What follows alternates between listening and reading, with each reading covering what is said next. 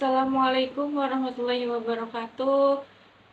Di sini saya sebagai moderator dari kelompok 13 ingin mempresentasikan hasil diskusi kami yang berjudul analisis karakteristik pasar persaingan sempurna.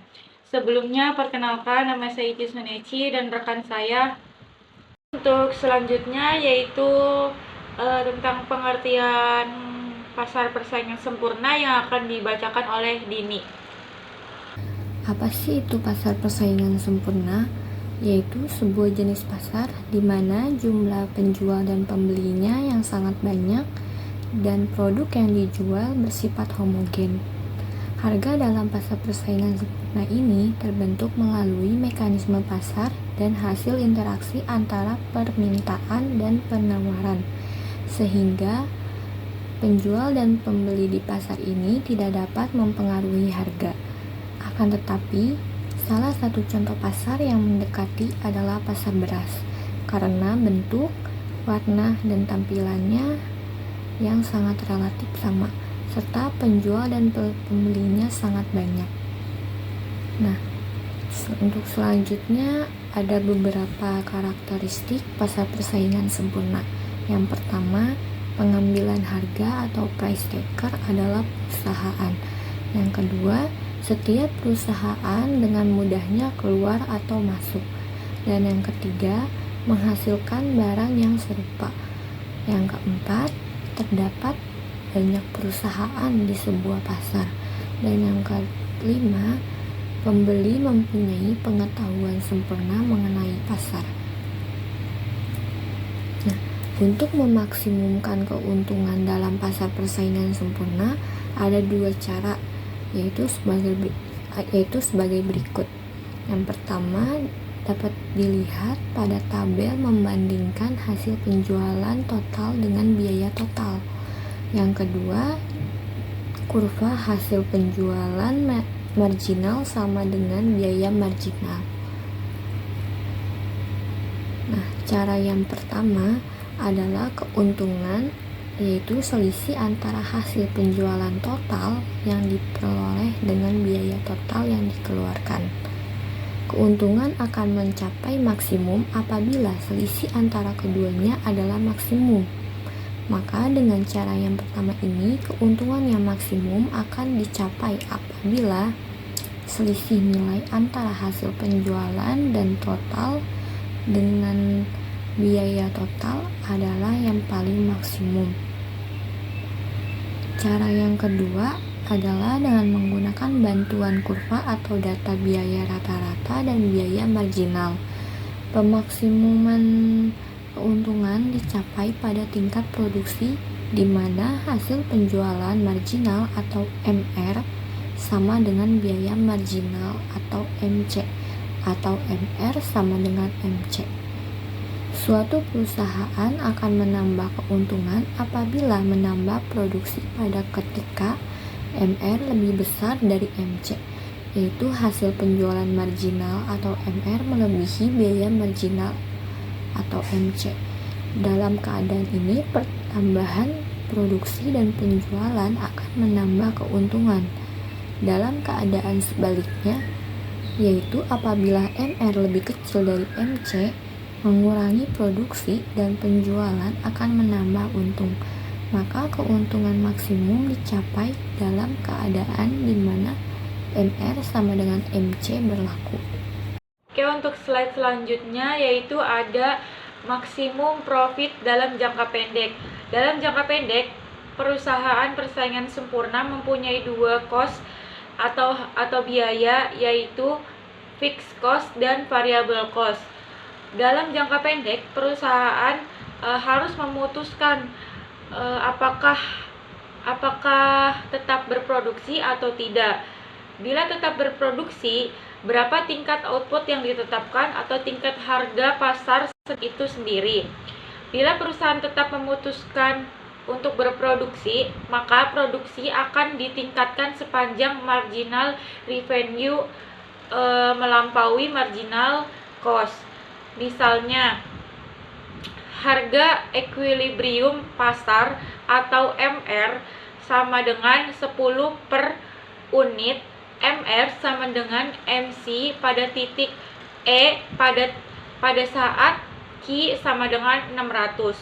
Perusahaan tidak akan berproduksi kurang dari 600 unit per output.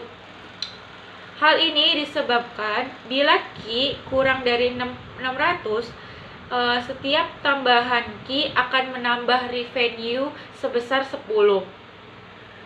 Sementara karena MC lebih kecil dari 10 untuk tambahan ini, maka biaya produksi lebih kecil dari biaya revenue. Sehingga selama Q di bawah 600, tambahan output akan menambah profit. Berikutnya ada pemaksimuman jangka pendek. Semua input adalah variabel. Dalam jangka panjang, sebelum perusahaan masuk ke dalam industri, keadaan ini bisa dianggap stage perencanaan. Perusahaan akan memberikan fasilitas produksi seberapa besar yang harus dibangun.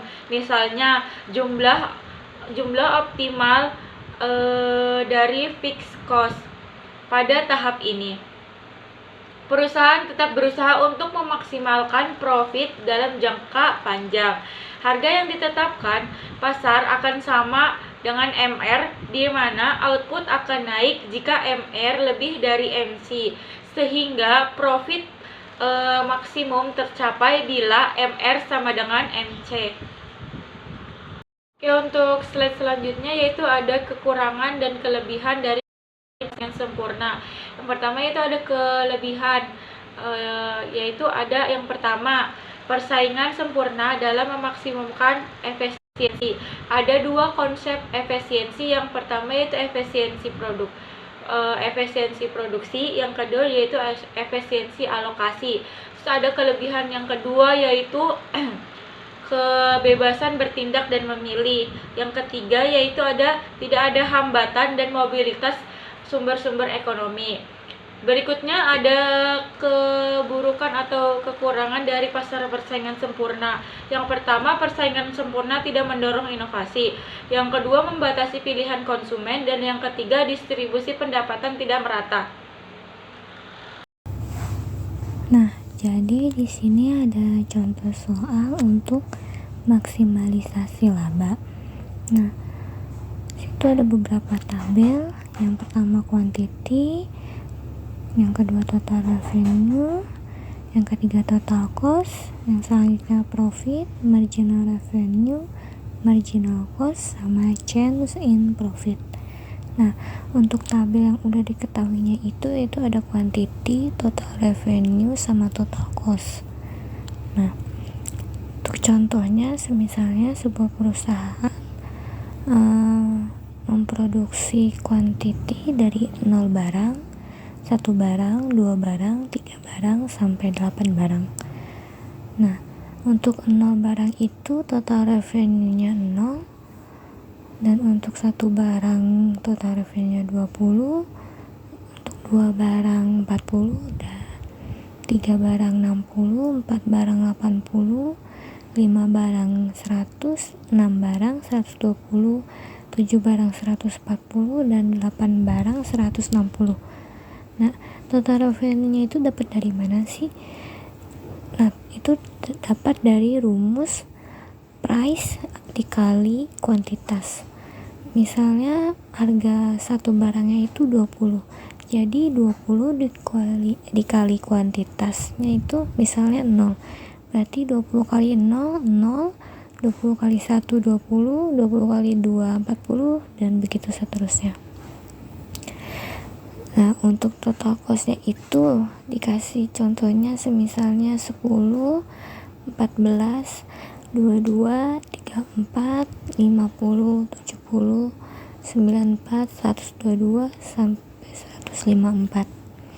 Nah, untuk mencari profit itu rumusnya TR dikurangi TC. Jadi 0 dikurangi 10 minus 10 20 dikurangi 14, 6. 40 dikurangi 22, 18. 60 dikurangi 34, 26. 80 dikurangi 50, 30. 100 dikurangi 70, 30. 120 dikurangi 94, 26. 140 dikurangi 122, 18. Dan 160 dikurangi 105, 4, 6. Nah, jadi itu untuk profitnya. Nah, untuk mencari marginal revenue-nya itu dengan rumus selisih TR dibagi sama selisih kuantitas atau quantity.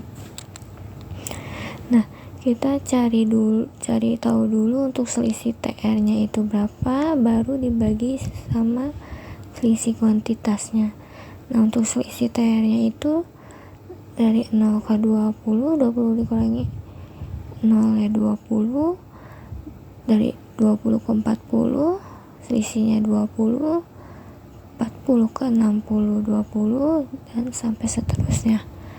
Dan untuk selisih kuantitasnya itu kita cari 0 ke 1 selisihnya 1, 1 ke 2 selisihnya 1, 2 ke 3 selisihnya 1, sampai 8 itu selisihnya sama 1 semua. Berarti untuk marginal revenue-nya itu yang pertama dari 0 ke 20 kan hasil selisihnya 20, yang 0 ke 1 berarti 20 dibagi 1 20, untuk 20 dibagi 1 20, dan seterusnya.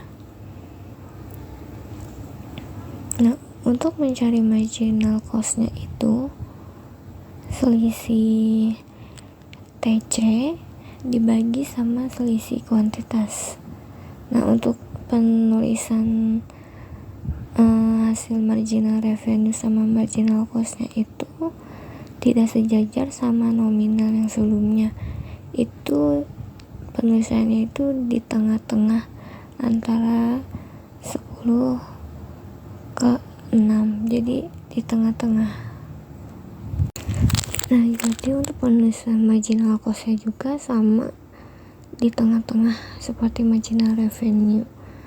Nah, untuk berikutnya mencari change in profit, itu rumusnya marginal revenue dikurangi marginal cost. Yang pertama 20 dikurangi 4 hasilnya 16, 20 dikurangi 8 hasilnya 12, 20 dikurangi 12 hasilnya 8, 20 dikurangi 16 hasilnya 4, 20 dikurangi 20 hasilnya 0, 20 dikurangi 24 hasilnya min 4, 20 dikurangi 28 hasilnya min 8, dan 20 dikurangi 32 hasilnya min 12. Nah, disitu kan untuk bagian quantity yang 5 barang itu kan warnanya beda sendiri ya, warna kuning. Jadi untuk menghasilkan laba yang maksimal itu perusahaan harus memproduksi jumlah barangnya itu sejumlah 5 untuk menghasilkan hasil yang paling maksimal. Karena rumusnya itu kan MR sama dengan MC. MR-nya marginal atau marginal revenue itu harus sama dengan marginal cost-nya. Pada barang yang kelima itu kan MR sama MC-nya kan sama, hasilnya tuh 20. Jadi untuk hasil yang paling maksimalnya berarti terdapat 5 barang yang harus diproduksi. Untuk selanjutnya yaitu ada kesimpulan dari materi kali ini, yaitu analisis karakteristik pasar persaingan sempurna, yaitu bahwa pasar ini cenderung menciptakan efisiensi dan alokasi sumber daya dengan adanya banyak penjual dan pembeli serta informasi yang sempurna. Maka harga akan cenderung mencerminkan nilai sebenarnya dari barang dan jasa tersebut. Hal ini dapat mendorong efisiensi dalam produksi dan konsumsi, serta mencegah adanya monopoli dan oligopoli yang dapat menghambat persaingan. Selain itu, dalam pasar persaingan sempurna, para pelaku usaha tidak memiliki kekuatan pasar untuk mempengaruhi harga. Hal ini berarti bahwa harga ditentukan oleh mekanisme pasar berdasarkan pada penawaran dan permintaan. Dengan demikian, konsumen dapat memperoleh barang dan jasa dengan harga yang kompetitif dan produsen harus memproduksi dengan biaya yang efisien dan tetap bersaing. Itu saja yang dapat kami sampaikan. Kurang dan lebihnya mohon maaf jika ada kesalahan atau pembacaan kata yang salah. Saya akhiri. Wassalamualaikum warahmatullahi wabarakatuh.